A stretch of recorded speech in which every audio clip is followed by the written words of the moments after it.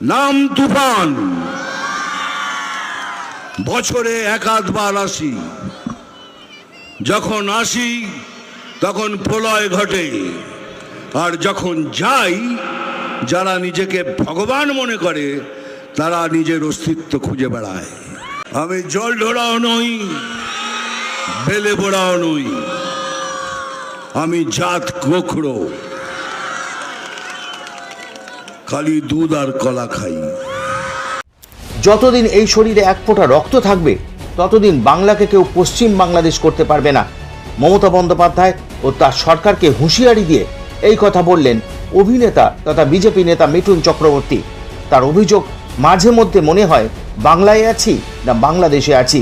ওপারে হারমোনিয়াম কেড়ে নিলে এপারে মায়ের গান করতে বাধা দেওয়া হচ্ছে। মমতা বন্দ্যোপাধ্যায় ও তার সরকারকে এইভাবেই কটাক্ষ করলেন মিঠুন চক্রবর্তী। মনটা ভালো নেই। কেন নেই সেটা হলো এই জন্যই কি আমি কি এখনো পশ্চিম বাংলায় আছি না বাংলাদেশে আছি।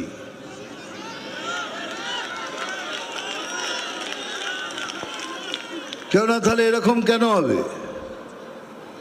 ওখানে কেউ হারমোনিয়াম কেড়ে নিচ্ছে, তো ওখানে একটা বাচ্চা মেয়েকে মায়ের গান করার জন্য তাকে বাধা দেওয়া হচ্ছে। মায়ের গান করাতে বাধা দেওয়া হচ্ছে। এমন কোনো ধর্মীয় বই নেই যেখানে লেখা নেই, এখানে সব জায়গায় লেখা আছে যে মায়ের পায়ের নিচে স্বর্গ, माँ के पैरों तले जन्नत है। अगर তাই যদি হয় তাহলে মা সাম্প্রদায়িক হলো কি করে? এই জন্য হচ্ছে এখানকার সরকার ছুট দিয়ে রেখেছেন। বাংলাদেশে নৃশংসভাবে কাউকে মারার জন্য হিন্দু জাগরণ মঞ্চ একটা প্রতিবাদ মিছিল বার করেছিল, তাতে পুলিশ লাঠিচার্জ করলো, গুরুতরভাবে জখম করেছে অনেকজনকে, 17 জনকে অ্যারেস্ট করা হয়েছে, তার মধ্যে 7 জন মহিলা। ভাবতে পারছেন? বাংলাদেশে হয়েছে, প্রতিবাদ করছি এখানে সেটাও করতে পারবেন না। তার মানে সোজা ভাষায় এই সরকার বলে দিচ্ছে যা ইচ্ছে তাই করুন, আমরা বাংলাদেশের পক্ষে। আমরা যেভাবেই হোক এই পশ্চিম বাংলাকে ওয়েস্ট বাংলাদেশ করে ছাড়ব। তাহলে আপনারাও শুনে রাখুন, এই শরীরে যতদিন এক ফোঁটা রক্ত থাকবে कोई माई का लाल ये नहीं कर सकता।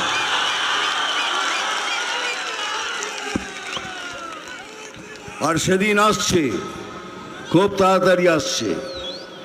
আপনাদেরও বলে রাখি, যে যেভাবে আপনাদের সাথে ব্যবহার করবে ঠিক সেইভাবে তাদের ব্যবহারের উত্তর দেবেন। তা না হলে এরা সোজা হওয়ার লোক নয়। এরা তো দুর্নীতি করবে। এরা তো ওরা জীবনে যখন পয়দা হচ্ছে, জন্ম নিচ্ছে, বলে ওরে তোদের ঘরে আর একটা দুর্নীতি জন্ম করেছে, এখন এই জায়গায় দাঁড়িয়ে রয়েছে। কিন্তু একটু ভাবুন, এটা তো আমাদের বাংলা, এটা তো আমাদের পশ্চিম বাংলা, বাঙালির বাংলা, হিন্দুদের বাংলা। যদি এরকম কিছু হয় তাহলে আমরা কোথায় যাব? ওদের তো অনেক দেশ আছে চলে যাবার, আমরা কোথায় যাব? কাশ্মীর ফাইলস যদি দেখে থাকেন, কাশ্মীর ফাইলস যে বইটা আমি করেছি তাতে দেখবেন হিন্দু ব্রাহ্মণদের ধরে ধরে কাশ্মীর থেকে বার করে দেওয়া হয়েছিল। এখন কাশ্মীর দারুণ জায়গা হয়ে গেছে। আমি কাশ্মীরে শুটিং করে এসেছি, দুর্ধর্ষ, চিন্তা করতে পারবেন এত সুন্দর, এত শান্তির জায়গা হয়ে গেছে। কিন্তু তাদের বার করে দেওয়া হয়েছিল। এখন কি সেই পরিকল্পনা করছেন যে আমাদের এই বাঙালিদের, এই হিন্দুদের এখান থেকে বার করবেন? বার করে কোথায় নিয়ে যাব? কোথায় যাব আমরা? সেই জন্যই বলছি, এই ইলেকশন আমাদের জন্য খুব ইম্পর্টেন্ট ইলেকশন। সবাই মিলে একজোট হয়ে এক ছাতার নিচে এসে লড়ে এই সরকারকে বার করতেই হবে। আমি এমনকি আমাদের কার্যবাহী নেতাদের বলছি, যদি কারোর সাথে কারোর কোনো কিছু মনোমালিন্য থাকে তাহলে ইলেকশন অবধি দয়া করে সেটা মিটিয়ে নিন, আর এক ছাতার নিতে এসে সবাই মিলে লড়ুন। কেননা এটা যদি আমরা না করি তাহলে আমাদের অস্তিত্ব মিটে যাবে, বাঙালির অস্তিত্ব মিটে যাবে। মনে রাখবেন, আমার কাছে অনেক কাজ আছে, আমি সব কিছু ছেড়ে দিয়ে আপনাদের কাছে এসেছি। কেন এসেছি? হিরোগিরি করতে। আজ 50 বছর ধরে হিরোগিরি করছি, আবার কি হিরোগিরি করা কি আছে? কিন্তু আমি এসেছি আপনাদের সাথে দেখা করতে, আপনাদের সাথে কথা বলতে। কেন? আপনারা আমার ভাই বোন, মানে যা ইচ্ছে দান দেবেন। আমি আপনাদের মতো একজন, আপনাদের কাছে এসেছি কথা বলার জন্য, আপনাদের বোঝাবার জন্য। এই জন্য আমি সবাইকে অনুরোধ করছি, যদি কমিউনিস্ট পার্টির মধ্যেও কেউ হিন্দু থাকেন, যদি হিন্দুত্বকে বিশ্বাস করেন, আপনারাও আসুন। কংগ্রেসকেও বলছি, আপনারাও আসুন। তৃণমূলের মধ্যেও যদি কারোদের কোনো বিবেক থাকে, সেই হিন্দুদের, তারাও আসুন। আমরা একসাথে মিলে একসাথে ভোট করে এই সরকারকে এখান থেকে তাড়াই। আর এবারে তৃণমূল সরকারের পতন নিশ্চিত, এটাও লিখে রাখুন। 1000 টাকার লক্ষ্মীর ভাণ্ডার পাচ্ছেন, নিন, খুব ভালো কথা। কেন? এটা তো আপনাদেরই পয়সা। আমি একবার বহরমপুর গেছিলাম, এক টোটো চালকের সাথে দেখা হলো, কিরে কেমন আছিস, ভালো আছিস, 1000 টাকা করে তো পাচ্ছিস। বলে, দূর দাদা, একটুখানি লিমিট ক্রস করলে 1000 টাকা পুলিশ নিয়ে নিচ্ছে, সেটাই ঘুরিয়ে ফিরিয়ে আমাকে দিয়ে যাচ্ছে। সত্যি কথা, রিয়েলি বলছি। আমাকে বললো যে জবাবে, তাহলে আপনার টাকা আপনাকে ফিরিয়ে দিচ্ছে, কিন্তু একবার ভেবেছেন?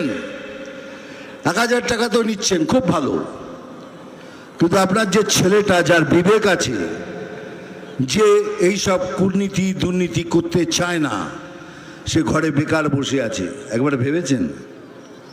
আপনার মেয়েটা ঘরে বসে আছে, একবার ভেবেছেন? আপনার স্বামী বেকার বসে আছে, একবার ভেবেছেন? আপনার পীড়িত বাবা মা বাড়িতে বসে আছে, ভেবেছেন? কেননা ইনি আয়ুষ্মান ভারতকে আসতে দেননি। আয়ুষ্মান ভারত এলে পরে 5 লক্ষ টাকা সেবার জন্য আপনারা পেতেন।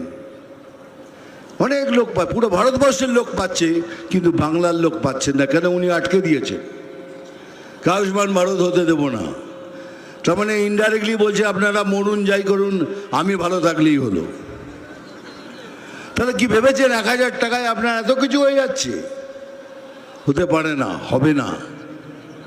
তাই দয়া করে সবাই মিলে একসাথে এক ছাতার নিচে এসে এবারে সংকল্প নিন, এই সরকারকে আমরা তাড়াবো, তাড়াবো, তাড়াবো।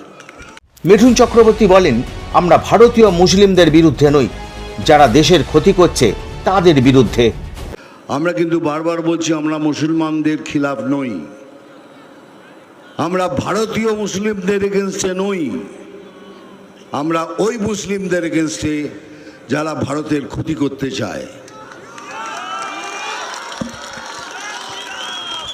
আর তাদেরই এই সরকার ছুট দিয়ে রেখেছেন, আপনারা যা ইচ্ছে করুন। আগামী বিধানসভা নির্বাচনে তৃণমূল সরকারকে উচ্ছেদের ডাক দিয়ে সকলকে এক হওয়ার আহ্বান জানান মিঠুন চক্রবর্তী। সেই সঙ্গে তার আশা, বাংলার মানুষ 2026-এ বাতিল করে দেবে মমতা বন্দ্যোপাধ্যায়কে। আপনারা কি বলেন? জানান আপনাদের মতামত। ভিডিওটি লাইক, শেয়ার ও সাবস্ক্রাইব করতে ভুলবেন না। RDB নিউজ, অন্যায়ের বিরুদ্ধে প্রতিবাদ, অন্যায়ের বিরুদ্ধে লড়াই, সদা সত্যের পথে আপনার সাথে।